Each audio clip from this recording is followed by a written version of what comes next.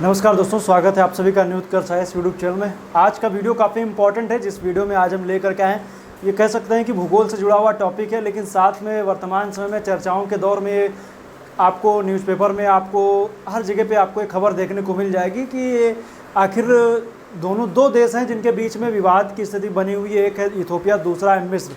तो इथोपिया और मिस्र के बीच में विवाद का कारण क्या है, उन सब के बारे में आइए हम देखते हैं कि आखिर क्यों वर्तमान समय में इथोपिया और मिस्र के बीच में विवाद है। और उसी के बीच में सूडान का भी जिक्र होगा, जो भी उस विवाद के कह सकते हैं त्रिगुट में कह सकते हैं कि वो भी आ जा रहा है। तो आखिर एक इसकी शुरुआत कहाँ से होती है उसकी बात हम करेंगे, और कुछ भूगोल आधारित प्रश्न जो इसमें होंगे, जो इथोपिया का भूगोल हो, चाहे वो मिस्र का भूगोल हो, और चाहे वो सूडान का भूगोल हो, इन सब के बारे में भी हम हल्का सा जिक्र आपको जरूर करेंगे। क्योंकि चूँकि मैप बनाया ही है, तो मैप बनाया है तो उनका भी जिक्र कर दिया जाएगा कि आखिर भूगोल से रिलेटेड मिस्र में क्या फेमस है, और बाकी सूडान में क्या फेमस है, और इथोपिया में क्या फेमस है।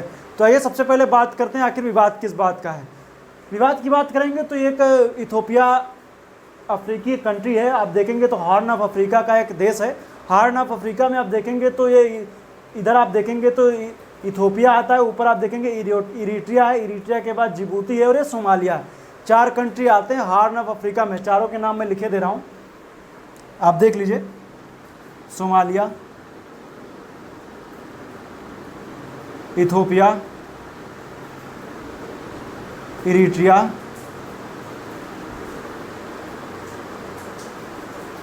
जिबूती, ये 4 देश आते हैं, जिनमें से आप देखेंगे तो इन चारों में आप देखें तो समृद्धता की दृष्टि से देखें तो इन चारों में सबसे ज़्यादा समृद्ध इथोपिया ही है। बाकी सोमालिया को आप जान ही रहे, समुद्री लुटेरों के लिए बड़ा फेमस है।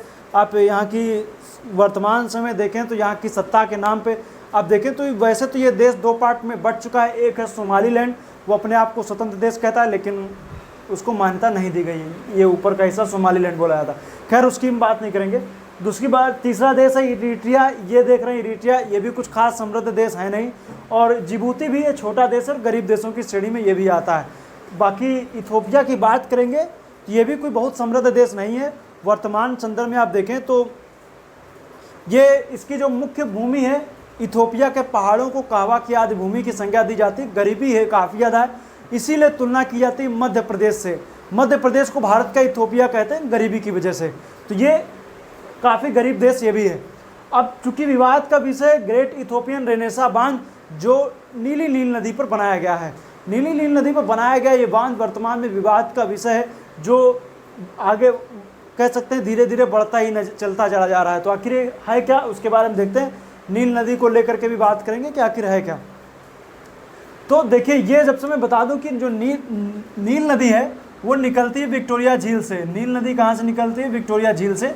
विक्टोरिया झील से निकलती है नील नदी, लेकिन ये नील नदी है सफ़ेद नील नदी, व्हाइट नाइल। सफ़ेद नील नदी निकलती है विक्टोरिया झील से।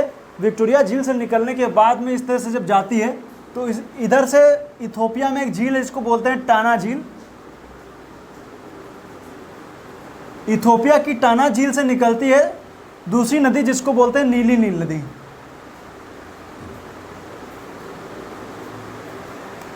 और ये दोनों नदियां आपस में, जो सूडान की राजधानी खार्तूम है उसमें ये दोनों नदियां आपस में आकर के मिल जाती हैं। मतलब नीली नील नदी सफ़ेद नील नदी से दोनों आपस में कहाँ मिलती हैं? ये सूडान की राजधानी खार्तूम है, तो ये है खार्तूम, यहाँ पर मिल जाती हैं, ये यहाँ पे मिलती है। और ये आगे चल करके मिस्र में प्रवेश करती है। मिस्र के बाद में भूमध्य सागर में अपना डेल्टा बनाती है, भूमध्य सागर में अपना डेल्टा बनाती हैं। ये तो बातें हो गई, आपको पता चल गया कि डेल्टा यहाँ पर बना रही है। और ये है नील नदी की कहानी।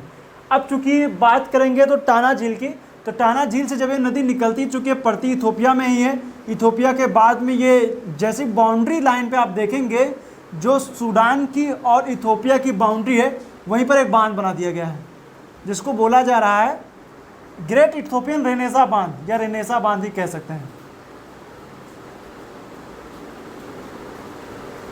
रेनेसा बांध ये है। अब चूंकि यहाँ पर बांध बना दिया गया है, और बांध बनाने से क्या होता है कि बांध बनाएंगे इसका मतलब पानी रोका जाएगा। पानी रोका जाएगा तो आगे पानी जाएगा नहीं। अब चूंकि आप बात कीजिए चाहे वो सूडान की हो, चाहे वो बात कीजिए मिस्र की हो, इनकी पूरी जीवन रेखा ही नदियों के ऊपर ही डिपेंड है। सूडान फिर चलिए थोड़ा बहुत ठीक है, लेकिन मिस्र तो पूरा का पूरा नील नदी पर ही आश्रित है। नील नदी का इसलिए तो वरदान बोलते हैं मिस्र को, कि इसलिए क्योंकि उसकी पूरी अर्थव्यवस्था को देखें तो पूरा जो उसके अर्थव्यवस्था का जो चक्का या कहीं पहिया जो घूमता है वो पूरी तरीके से नील नदी पर ही डिपेंड है।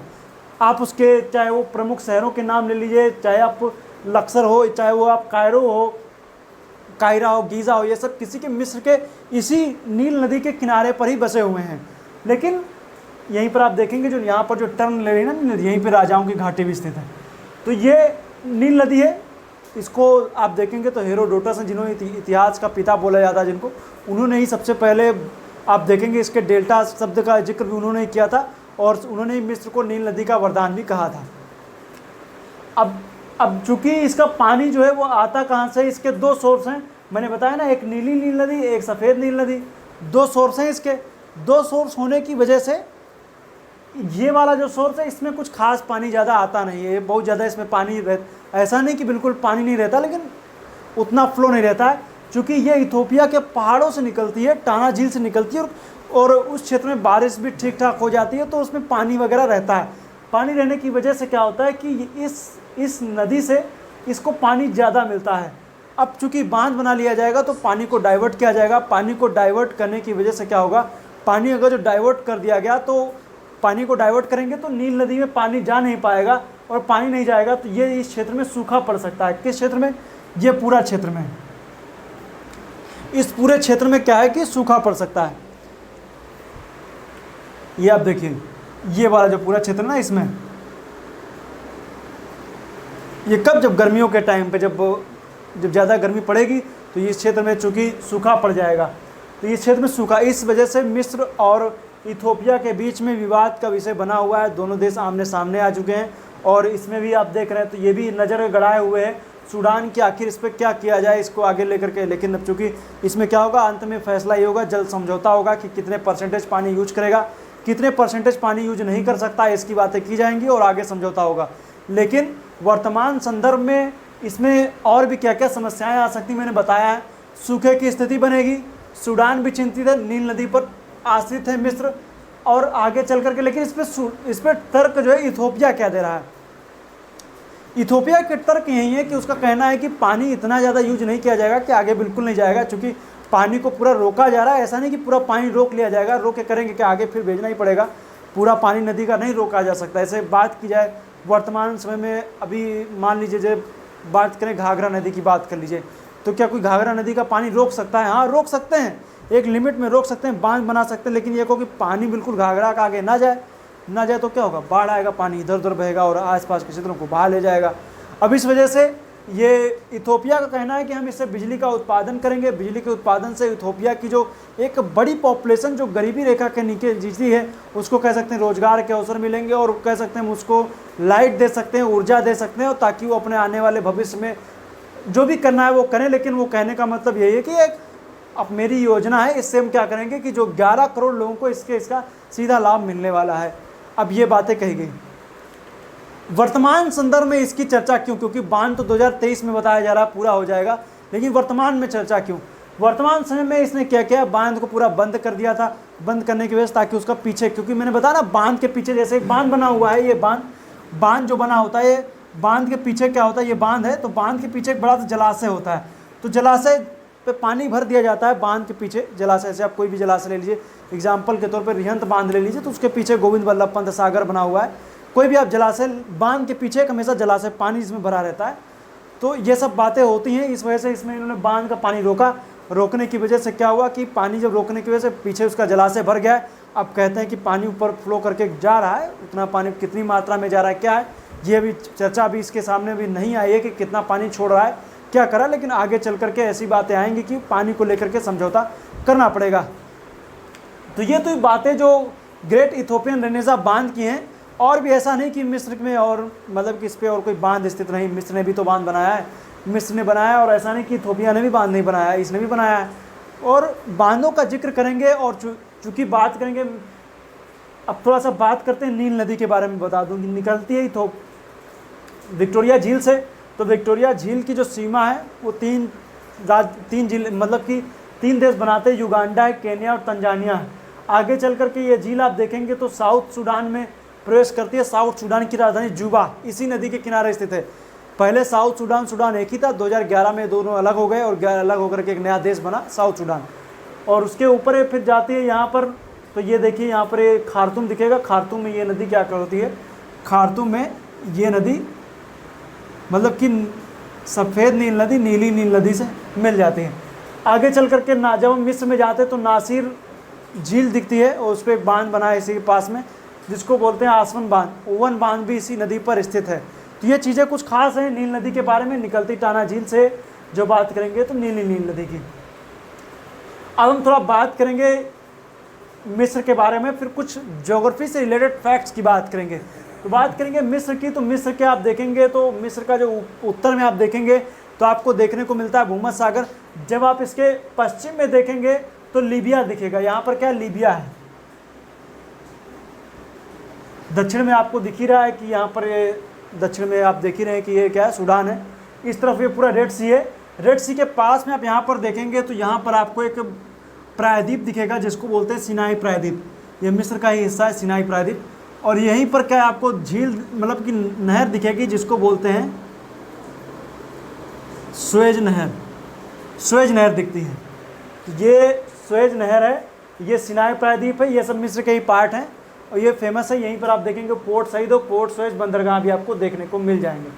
इसका पश्चिमी हिस्सा वेस्टर्न मरुस्थल कहलाता है, वेस्टर्न डिजर्ट के नाम से जाना जाता है। बाकी का इस हिस्से को कह सकते हैं ओएसिस है। ओएसिस हरा भरा एक ऐसा क्षेत्र जिसके मतलब कि किसी मरुस्थलीय क्षेत्र में हरे भरे क्षेत्र जो होते हैं उनको ओएसिस बोलते हैं। तो ये आसपास इसमें काफ़ी ज़्यादा आपको ओएसिस दिख जाएंगे, हरा भरा क्षेत्र जिसको बोलते हैं। इसके बाद हम बात करेंगे सूडान की। तो सूडान में आप देखेंगे तो यहाँ पर आपको दिखेगा जो नदी है नील नदी, ये डिजर्ट, ये पूरे सहारा मरुस्थल का ही पार्ट है। तो इसको 2 पार्ट में डिवाइड करते, सहारा मरुस्थल भी छोटे छोटे और पार्ट में डिवाइड है। तो ये नील नदी 2 पार्ट में तोड़ देती है मरुस्थल को। एक तरफ है लीबियन मरुस्थल, दूसरी तरफ है नूबियन मरुस्थल। नूबियन डिजर्ट भी कहते हैं, नूबियन पर्वत कह लीजिए, नूबियन डिजर्ट। तो नूबियन डिजर्ट ही कहिए इसको, नूबियन पर्वत ना कहिए, नूबियन डिजर्ट कहिए। मरुस्थल नूबियन पर्वत, एक तरफ लीबियन पर्वत, लीबियन पर्वत है, लीबियन मरुस्थल, उस तरफ नूबियन मरुस्थल ये है। उसके बाद नीचे की तरफ आएंगे तो आपको मर्रा पर्वत दिखेगा, नूबा पर्वत दिखेगा। और यहीं पर लाल सागर की पहाड़ियाँ भी किस देश में स्थित हैं, तो लाल सागर की पहाड़ियाँ आपको देखने को मिलेंगी सूडान में ही। इसको याद रखिएगा, ये फेमस चीज़ें हैं। अब बात करेंगे इथोपिया की। तो इथोपिया की कुछ कहानी कुछ ऐसी है कि इथोपिया को जब आप देखते हैं तो इथोपिया का जो बीच वाला हिस्सा है ये पहाड़ी है, बीच का हिस्सा पहाड़ी है और इससे आसपास की बिल्कुल हल्का सा आपको झलक दिखेगी, थोड़ी सी कह सकते हैं उस तरीके से जैसे दिखता है श्रीलंका।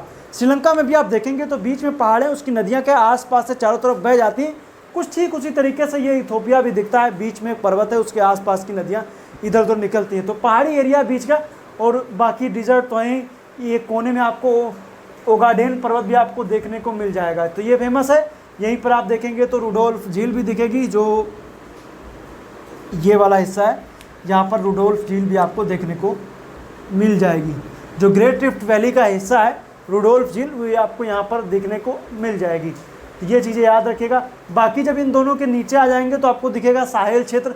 साहेल क्षेत्र अफ्रीका के मध्य में एक कह सकते हैं एक पट्टी है, गरीबी रेखा आप समझ सकते हैं। सर्वाधिक गरीब इसी साहेल क्षेत्र में रहते हैं। विश्व में सबसे ज़्यादा गरीबी आपको यहीं पर देखने को मिलेगी साहेल क्षेत्रों में।